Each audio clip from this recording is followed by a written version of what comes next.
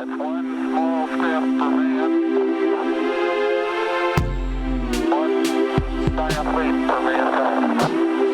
Columbia, this is Houston, AOS, over.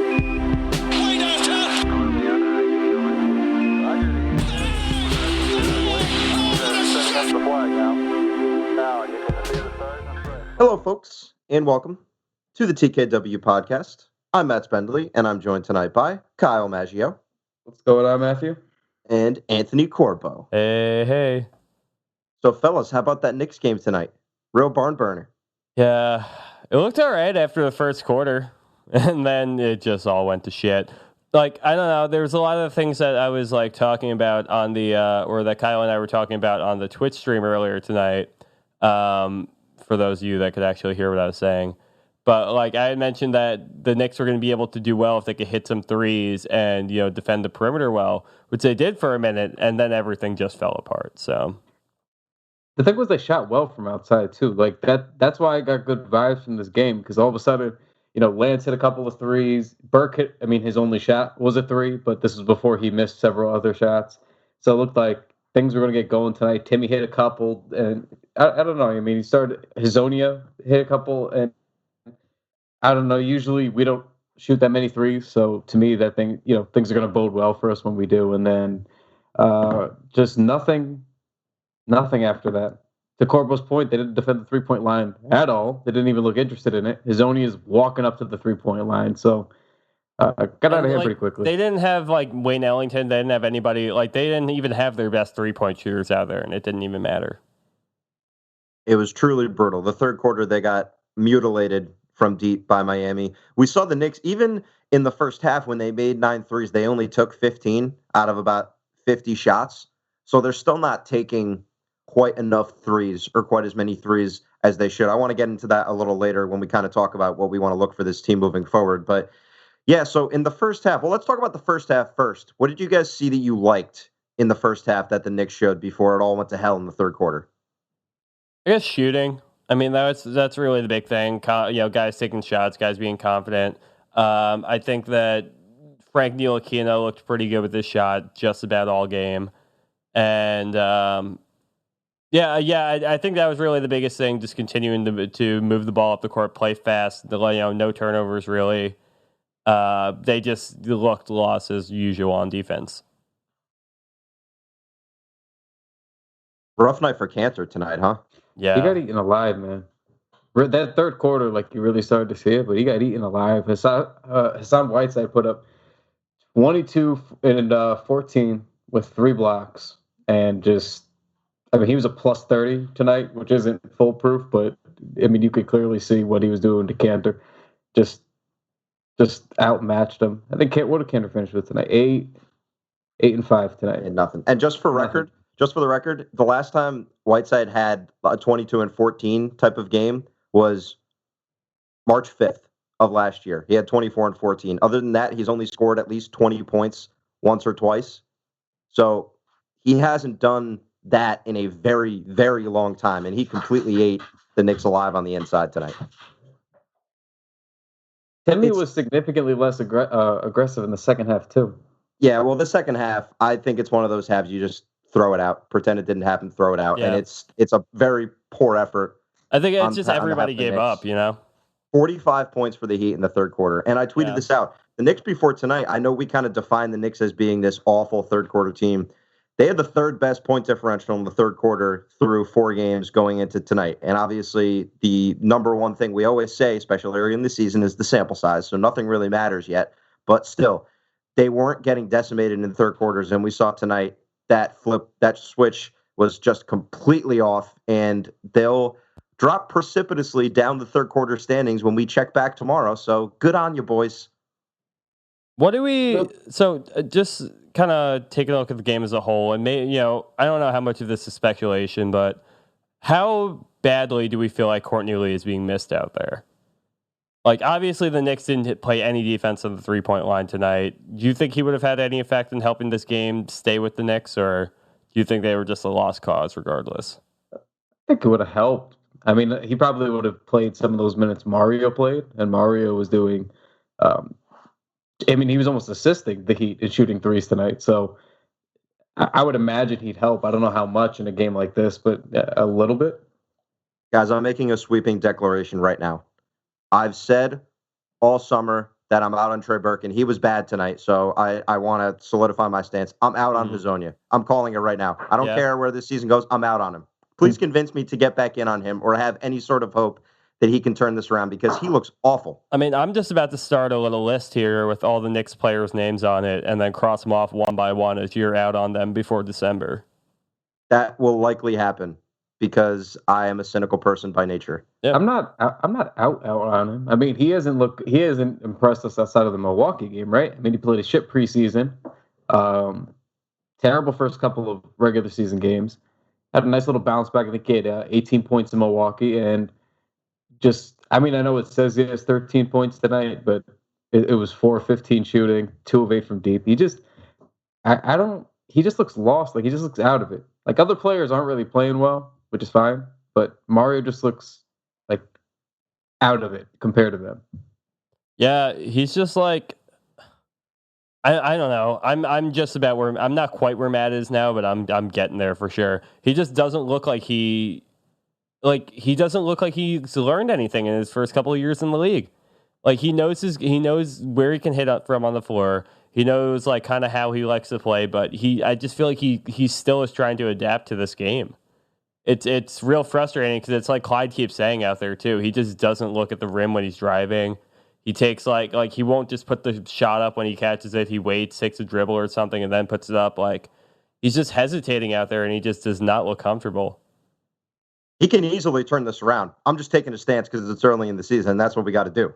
So that's where I'm planting my flag. I'm out on Mario Hezonja. I hope I'm wrong. But do you think it would make a difference if he started? Like, let's say while Knox is out, Lance Thomas hasn't played all that well. He was okay tonight, but as a whole, let's say they slide him in at the 40. You think that makes a difference in trying to get him going, or? Sure, it's possible. I mean, he took 8 threes tonight. If he's playing with, I'd have to look. We'll have to see who he's getting the most of his minutes with. But I mean, with the bench units he's going out with, it's Vonleh, it's a Trier, and he's getting some minutes with Frank/Trey Burke. Those aren't great 3-point shooters, and they aren't threats from out there. So it's tough because the floor isn't spaced all that much. So that's kind of what he's providing. I still think he's the guy that we could see shoot more threes. So I do not mind seeing the 8 threes he attempted tonight, but it could make a difference. I just don't know if he's a good addition to a starting lineup that already has 2 to 3 minus defenders as is. And I don't think Hezonja is anywhere near a legitimate defender in the NBA from what we've seen. Oh, heavens no. Yeah, I don't disagree with that at all. He wasn't even. The thing is, he wasn't even trying. That's what bothers me. We've talked about that before too, where there's sometimes bad defenders who actually try all the time. Like, you can just really clearly see tonight, he just wasn't trying. He just wasn't hustling. You can't not do that. Like, one possession, sure, but we saw on repeated attempts that it was Mario's guy shooting these threes. So I mean, it was just embarrassing. All right, Matt. Yep. It is October 24th. It is, by the time this will come out, it'll be October 25th. I'm going to read some names off to you, just based off of where we are at this point in the season. You tell me if you're in or you're out. I love it. Binary. It's going to be All right. binary, right? Binary. I'm in or I'm out. There's no in between. You ready? Okay, yeah. Ron Baker. Out. Trey Burke. Out. Damian Dotson. In. Tim Hardaway Jr. So in. Mario Hezonja. Out. Isaiah Hicks. Out. Enes Kanter. In. Ooh. Kevin Knox. In. Luke Cornett. In. Yeah, we know that. I knew that was coming. Come on. What kind of question is that? Courtney Lee. In. Emmanuel Mudiay. Out. Frank Ntilikina. In. Kristaps Porzingis. In. Mitchell Robinson. In. Lance Thomas. In, but it's a very, very, it's getting very close there. I'm not confident in saying in there, but I'm still in. Allonzo Trier. In. Noah Vonleh. In. Okay. The guys that are teetering there, it's Thomas, but we know what Lance is, so he's not a guy that you're I'm doesn't most inspire a lot of interested in passion. you going in on Kanter. Well, all right, let's talk about Kanter for a second. Yeah. So he has a rough game tonight, right? But Kanter's another guy. We know what he is at this point in his NBA career. We talked about this in the preseason in the pods that we did over the summer. What we expect from a guy like him with Porzingis on the shelf and the type of lineup that they're going to put around him. And I said, sure, you could see his averages tick up a bit, but right now he's averaging 19 and 12. That's prior to tonight's game, so he's going to be more like 16 and 10 again. But that's where you're going to see him fall. He's not going to be scoring 20 points a game. He's not going to be scoring 18 points a game, I don't think. He's going to be falling in between that 15, 16, 17 range. So I'm in on him for what he provides for this team. I don't think that he's some sort of good player that they should have in their future plans. But I think that most Knicks fans that watch this team and understand what the goal is and what the end game is, just know what Kanter brings to the table. He's going to work in the post. He's going to run the floor. He's going to struggle defensively, and he's going to rebound the basketball. It's nothing more than that. And that's all we can ask for him. And that's basically what he's done thus far up until tonight, in which he got his lunch stolen by Hassan Whiteside. I agree with that. I can get behind every point there. I'm more surprised to hear from you because I guess I respect your outlook on team building. And like most fans, we don't really see the long-term view for Kanter there. As we should. If Enes Kanter's on the team next year, they've made a mistake. Right, but what you're saying is true. He's doing everything that we're pretty much asking for. At this point, not tonight, but so far through the season last year, and foreseeably for the future, he pretty much is who he is at this point. But right. But yeah, I guess right now I'm still in on him as well. If anything, just to provide some entertainment. He's not winning us too many games, that's for sure. No, he's not. I think I'm going to yell at my roommate. He's downstairs watching the World Series right now. He's an enormous Red Sox fan, and I can just hear him clap through my headphones. If you guys hear any clapping in the background, just know it's Red Sox clapping. Oh, so please, God, that doesn't need a place on this podcast, man. It's sickening. I watched the game with him last night, and when Nunez hit the home run, I was like, I'm going to bed, man. I can't do this anymore. I just have to keep on walking past this one schmuck's flag every morning, and he keeps alternating it between Patriots and Red Sox. Oh, in Chicago? Yeah. Oh, it's so... my God. What and what sucks? It's like right in front of his house is the most like beautiful red autumnal tree. And that's like, I'm like, man, that tree is beautiful every time I walk past it. And then I have to look and see his fucking Boston flags there. And it just takes a beautiful start to my morning and puts it in a blender. Oh my God. That's painful, man. I'm sorry you have to go through that every day. It's okay. I live. Oh, okay. So quick little thing that just popped up on Twitter. Per Stephen Bondi of the New York Daily News, David Fizdale said he will look at the starting lineup and may change it for next game against the Warriors. So he said that prior to last game, though, right? He basically said the same thing. He said something like he was going to be looking at the game in the season in 5-game chunks. Like he was going to, I guess, evaluate every 5 games or so. So I guess this would be right on point. Yeah. So I mean, who do you think this actually happens for Friday, and who do you think that's sort of alluding to? I would say Trey Burke more than Lance Thomas, especially because Lance hit some shots tonight. I would say I think they might just start respecting Trey Burke. His game off the bench. I just think he fits so much better in a 6-man role versus a starting lineup kind of deal. And we said that. We've been saying that forever. Yeah, of course. That was always our stance. Yeah, absolutely. I think that's the stance of most fans too, and I think Fizdale's starting to take heed of that. So yeah, I don't think we minded when Burke was announced as the starter. I think we were mostly like, it's fine. But I don't think that any of us really wanted that to be the long-term case. And we're always going to say, with the Knicks this year, try everything you can. Just throw any lineups against the wall, see what sticks. Try Trey Burke as a starter, take him off the bench, see what works. It's really not the most important thing who starts the game. We've seen them go with some different finishing lineups too. But here's the question. If Trey Burke hops over to the bench, do they slide Ntilikina up to point guard? Is it then a Burke, a Hardaway, a Thomas, maybe a Dotson, a Kanter? Because if Fizdale's going to do his, keep what you kill, you got to earn these spots. Dotson's been the best guy over the last 3 games to come off the bench and be the kind of player that, we've all clamored for and like to see more minutes from. So, Kyle, what do you think? If they make a change, where would you see them going? Honestly, I mean, I was thinking about the Dame Dotson angle. I don't know. I feel like Burke kind of has been, not playing himself out, but he's been wildly inconsistent, and Dotson needs more burn. He had 20 points tonight, I think on 8 of 14 shooting in 34 minutes. Made a couple of really nice defensive plays, too, including this that little left-handed swat as he was backpedaling on Dragic in the first half. So I don't know. I just hope that it's Burke, to be honest with you. I hope that it's what you said, and they slide Frank to the 1, and Dotson basically plays the 3.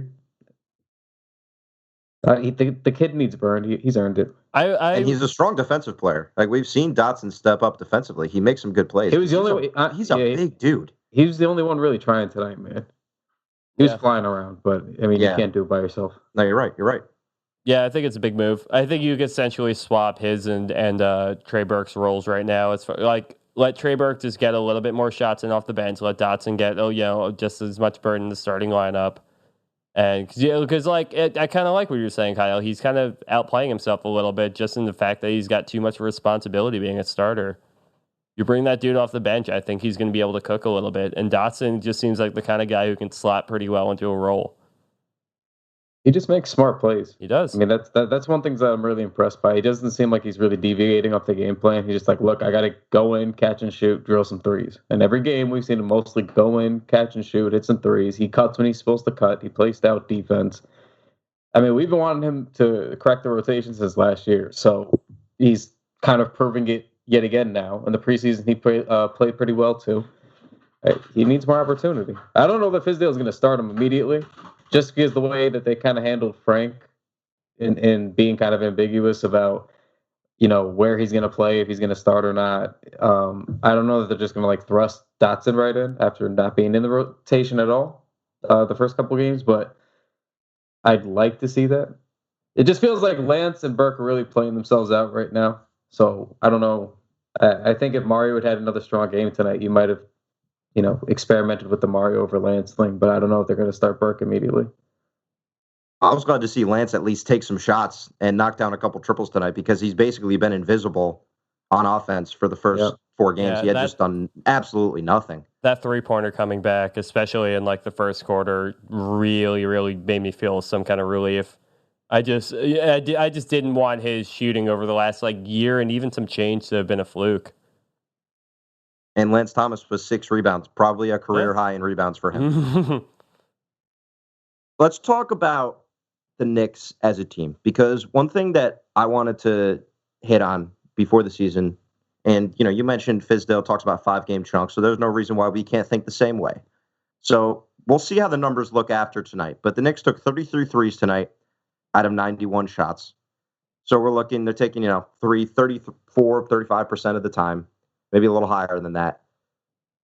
The problem with the Knicks for the last few years has been their shot selection and how they choose to get their offense. So before tonight, the Knicks were taking 62% of their shots at the rim and from 3.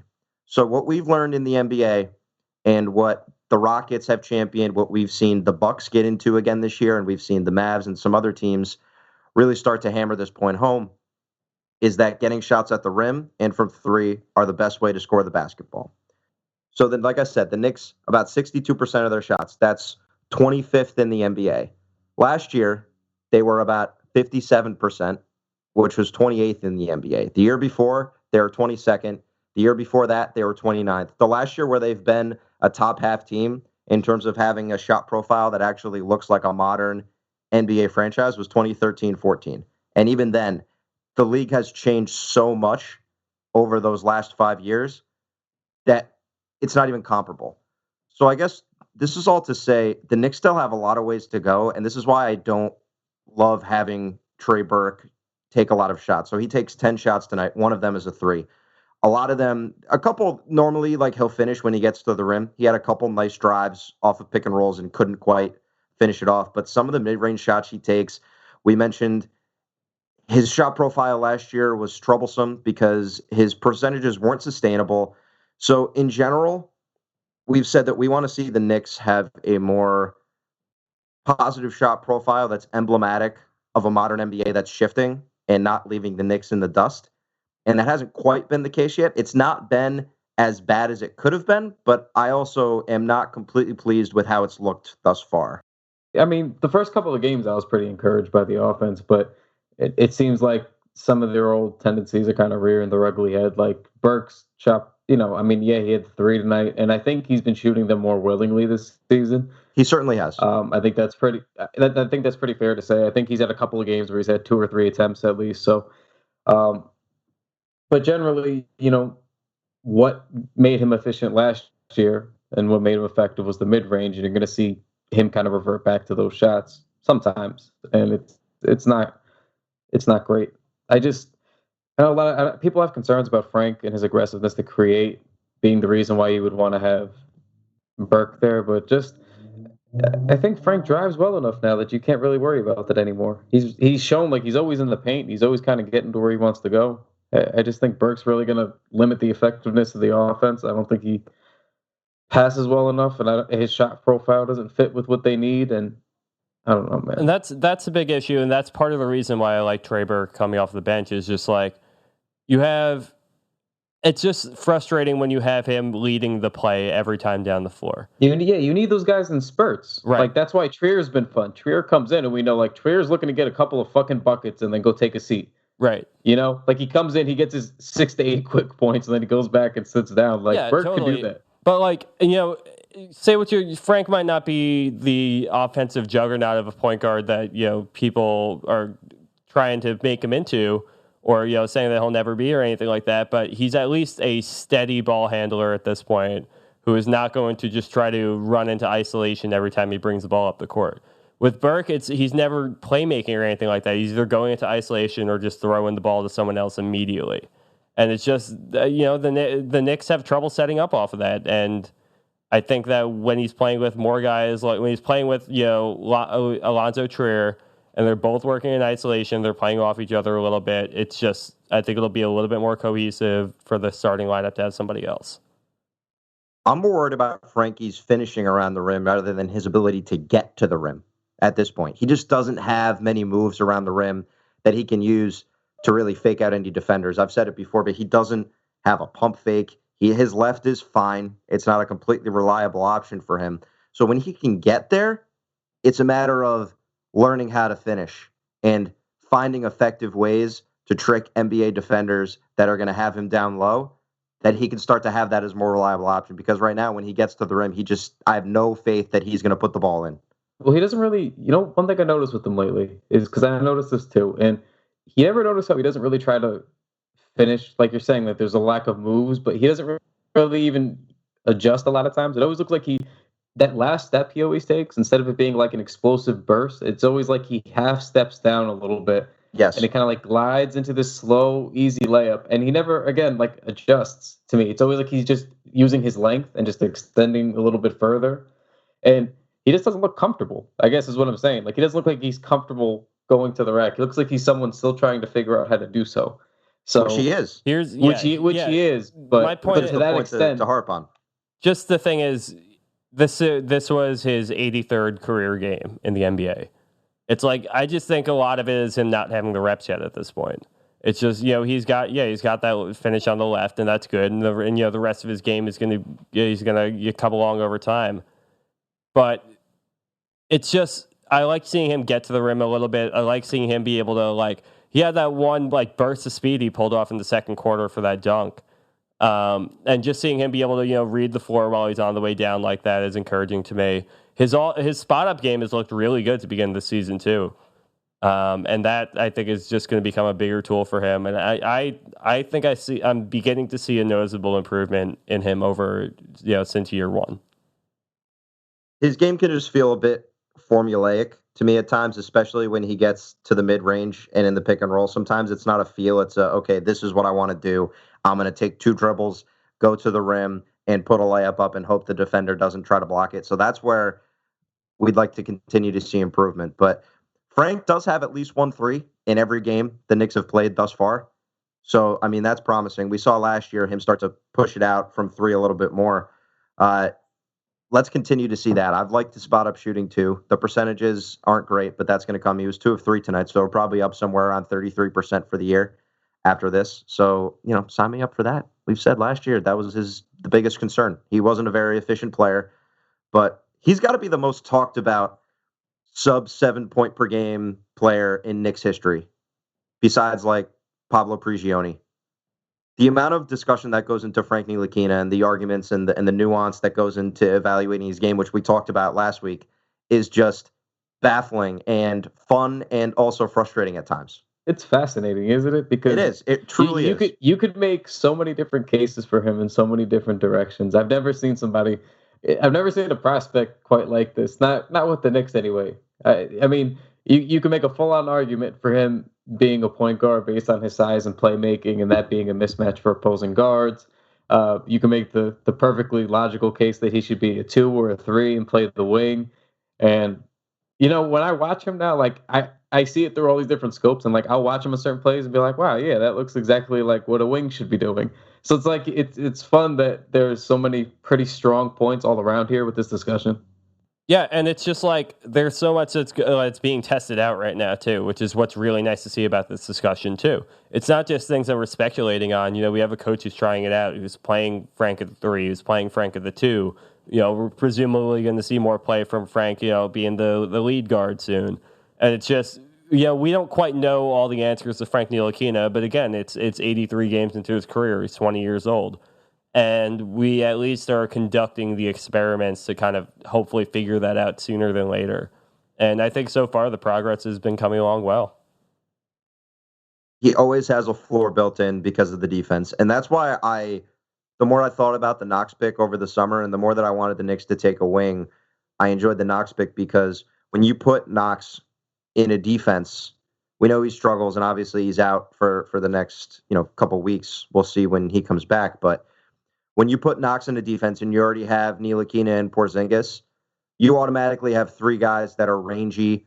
You hope with Knox he can improve, but are switchable defenders that can really be X factors on the floor and move around and put in a lot of different spots to really try to detract an offense from getting into a groove. So there you have 2 spots after that. After those 3 are locked in, hopefully if Knox becomes the guy we hope he can be, the other 2 spots are up for grabs in the long-term future for this team. But you already have a defensive floor built in. So it's exciting to think about where you can go from there. And that's why Frank, no matter what the Knicks decide to do with him, if he can start to become just a somewhat consistent offensive option that can knock down a 3, that can hopefully maybe score 10 points a game once he's in a couple of years, once he's really started to grow a little more, he already has a built-in floor, and he can already be this good because of his defense. Whatever the Knicks decided to do with him is up to them. But he's an asset on the floor, no matter what the scenario, in our perfect world where he is able to play with some other great players. And it's something that Kyle says a lot about someone like Lance Thomas, who has basically played on awful NBA teams for his entire career, save for a couple seasons with the Thunder. He bounced around for a while. But we've seen him play on an awful Knicks team for the last 4 years. So how do we know what he would even look like if he were to play on a good basketball team? We have no idea.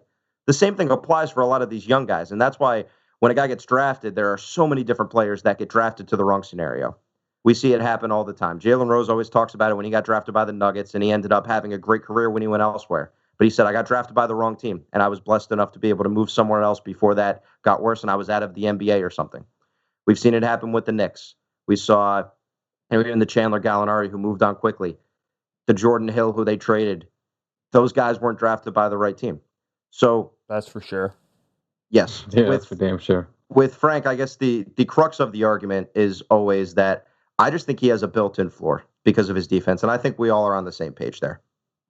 Yeah, the floor and to me is just his really, on a generic level, you could even call it his playmaking ability. Like, he's shown enough where even if you don't believe he's truly a point guard, he's shown enough that he's generally looking to move the ball in some capacity and move it well. We've seen him fit the ball into tight pockets. He's pretty effective in the pick and roll. So for me, just those 2 things is like, well, you sort of have a ball handler on the floor in him, an elite defender in him. So a guy who's going to be able to distribute pretty well. And it's like, that has to me, yeah, it's an incredibly safe floor. Like I know people. I don't want to like oversell his offensive impact, but I don't think he's as much of a minus there as people seem to think he is. He has a lot of really decent skills that you're going to want or need on any roster. So I know I brought it up on the last pod. I think about if he was even like Andre Roberson, that guy's a starting, wing in the NBA just off of defense. So Frank brings that kind of quality of defense and then can hit 1 of 2 threes every game and be able to bring the ball up and down the court. Like there's more value in that kind of player than just a Roberson. And you know what Andre Roberson is if he's on the Knicks? A nobody. No one cares about him because he's on a bad team. People like a guy like Roberson because he's on a good Oklahoma City Thunder team and he's flanking 2 NBA superstars. It's always important to put context on a player. So if the Knicks get lucky and they end up landing a couple stars and Frank is this incredible defender that we know he is and that would continue to put this effort out on a night-to-night basis and the Knicks are on primetime all the time, he's going to get that attention. He's too good not to. So context in the NBA is so, so important. No one cares about the Knicks right now. And the national spotlight should not be on them. No one should care about the Knicks right now. We love the Knicks. That's why we sit here and watch them lose by 23 points to the Miami Heat and get blown out by 25 points in the third quarter because we love it and we stick by them and we enjoy watching them. And we love this young core they're building. But no one else should care. So let them be surprised when Frank Ntilikina comes out, and if the Knicks get lucky, like I said, and land a couple superstars or something along the way, and Frank is thrust in the spotlight, we know what he can do on defense. Let's see him get there. And it's just a journey. I feel like we're going to have this debate every week this year, but it's a fun one to have. Like Kyle said, it's fascinating, the player that he is.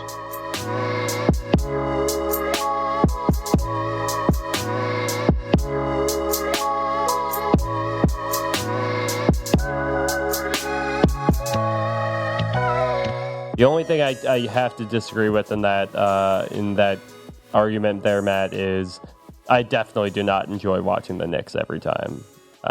Every time I watch them. That's incredibly fair. Incredibly fair. I will admit I had to finish the Milwaukee game the next day because I was just I left. I got invited to a concert and I left and went and did that instead.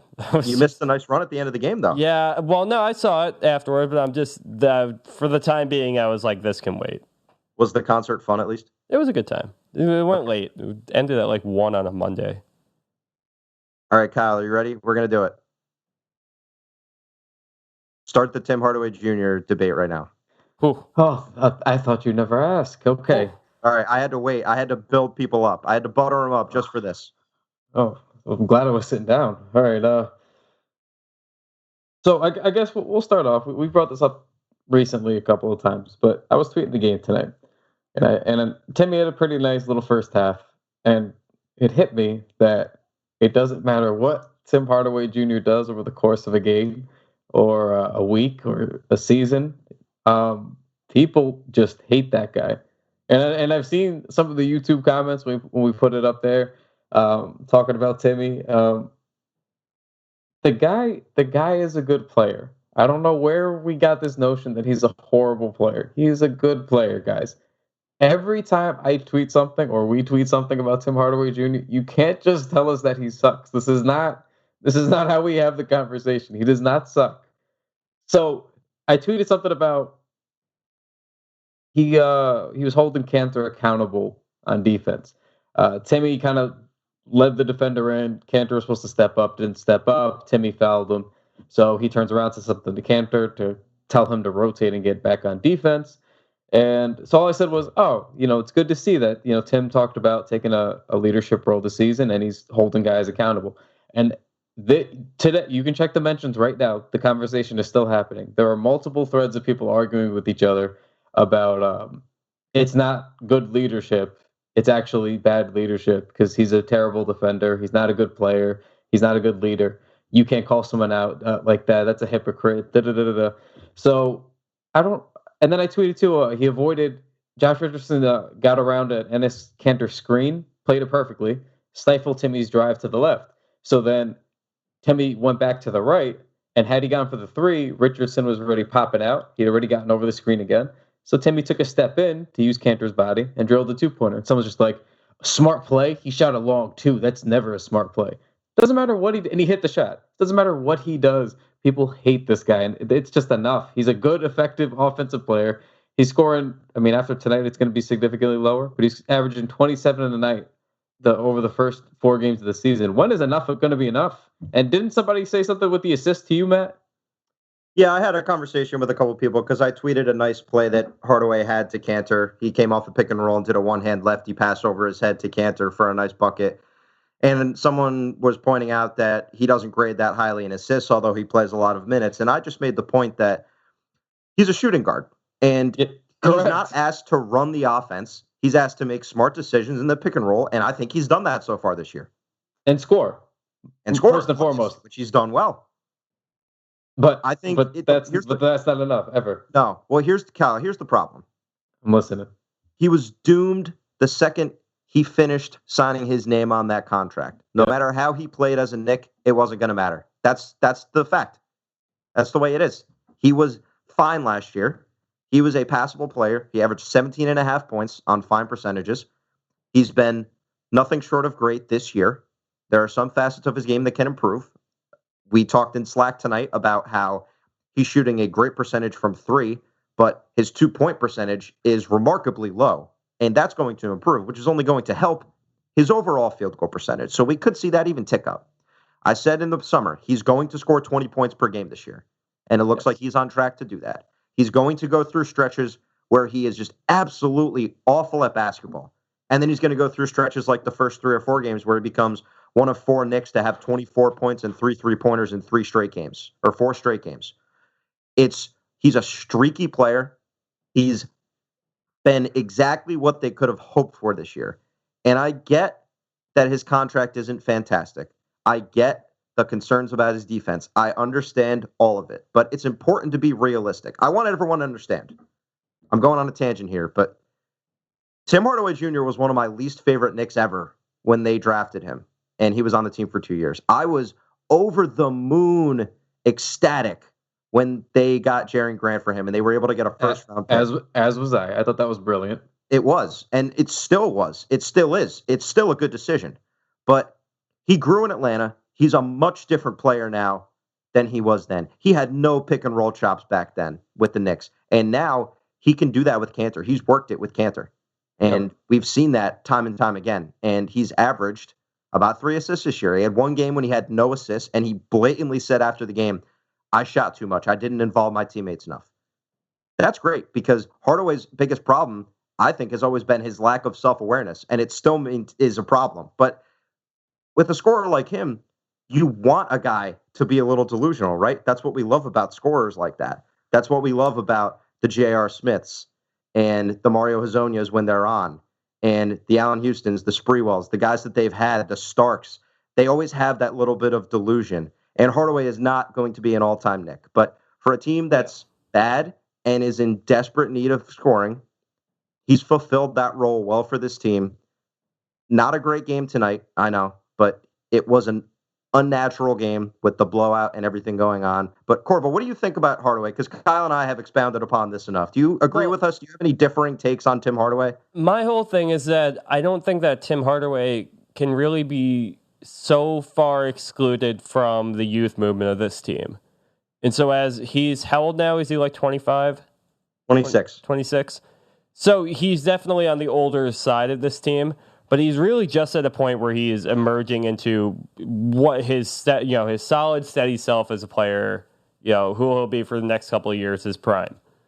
And I think that comes at the very beginning with lots of mistakes, but we've seen a solid improvement in his play year after year, even with the injuries last year, even with the inconsistency and the poor shooting this year, his 3-pointers still look good. And he's been able to lead the charge and really score. And he's never been put really in a position like this before. I mean, even last year can't count because he was so hurt the entire time. So this is his first year really, leading the charge, really being the number 1 option. And I think that comes with a whole nother level of understanding. And I think it's a challenge for him to really get that and understand it. And, I think that he is a good player. I think that he's a good fit for the Knicks. And I think he is learning how to become a good leader for the team. But he's going to need time just like anybody else. And, what do we have to lose by giving it to him right now? And I stand by, we just live in a time when there's such an emphasis to have every player needs to be making exactly market value or anything over that as a gross overpayment. And we see these overreactions all the time. Tim Hardaway Jr. was going to get 55 to 60 million no matter what that offseason. Like that was a guarantee. Wasn't the talk that Atlanta would have matched if it was 50 or 55 or something like that? I think that was the report that came out after. Atlanta said they were trying for 45 million. That was like their target, but then they said they would have matched up to 55 or 60 mil. So regardless, he was going to get 50. He was a player valued at 55 to 60 million dollars. The Knicks paid him $71 million. And if you cut that over the 4 years that he's here, that's an extra 2.5, almost 3 million extra per year. It's really not a gross overpayment. I don't know why any player that signs for a couple million extra, we call it like this massive overpayment. This wasn't a Joakim Noah situation. Like the kid is producing, and he's kind of producing better than we thought. Like this season, especially. I mean, we didn't expect this, you know. So what are we really doing here? We're angry at a scorer for scoring and making a couple more dollars than he would have anyway. To be fair about his contract, inefficiently on a tanking team too. Right. To be fair about his contract, I think the point of contention among some fans is that he represents a roadblock to get another max deal for this team. Because if the Knicks want to open up 2 max slots, he can't be on the roster, which means they would have to trade him. And he's not exactly someone that a lot of NBA teams really have up high on their wish list. So it probably means the Knicks would have to attach some sweeteners to get him off the books if they were going to have another big-time free agent come. So I think that always sticks in the back of people's minds, too. It's more about what Tim Hardaway Jr. personifies than what he is as the player. That's what I think. I could be wrong about that. If there's people out there that just despise his game, that's fine. He's typically not the kind of basketball player that I particularly enjoy because he's not incredibly efficient, but he shoots a lot of threes, which I like. He's not a great defender. But when we're talking about this team, it's such a funny point, the Tim Hardaway Jr. thing, because it sparks such flames. It engulfs the fan base, and it feels like there's just not that many people out there that want to just give him credit where credit is due and understand that he's played pretty well this year, for all things considered. Not for nothing, before tonight, 96th percentile against pick and rolls. Not for nothing. Small sample size, but not for nothing. Yeah. What do you think about that, Kyle? Pretty good. That's not bad, right? 96, that's not bad. Not bad. I've heard worse. In fact, there were many worse. Before. 95 numbers worse. I mean, that says a lot right there. Yeah. All right. Any other big takeaways from tonight's game? I know we've talked about Dotson wanting to see him get some more minutes. The Trey Burke thing was frustrating tonight. Anything else from tonight that we didn't get a chance to hit on yet that we saw? How about Vonleh? Did we like or do we not like what we saw from Vonleh out there? I saw a couple of plays where he looked pretty lost and took himself to isolation. Mid-range strumpers. Yeah. Look, the Miami bigs were tough tonight. That's what it comes down to. Everybody knew about Whiteside. People are starting to understand what Bam brings to the table, and that's just not a 1-2 punch that you really want to have to deal with. Kanter is a extraordinarily efficient big on the block, and he just couldn't get anything that he wanted to against either one of these bigs tonight. So I don't really. The way we've seen Vonleh play so far in both the preseason and the first 4 games of this season, I don't know. It's not any cause for concern, not yet. Yeah, with sorry, my ad flipped on or something. Yeah,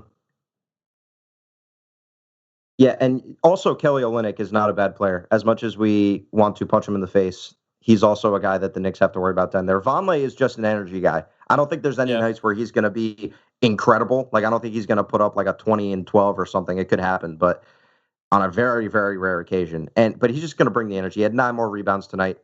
I like what I've seen from him. I can understand why teams have moved on from him because when he gets the ball in a pick and roll scenario and he's kind of around the rim, he just kind of looks lost. Like you said, he struggles to really make any sort of decision.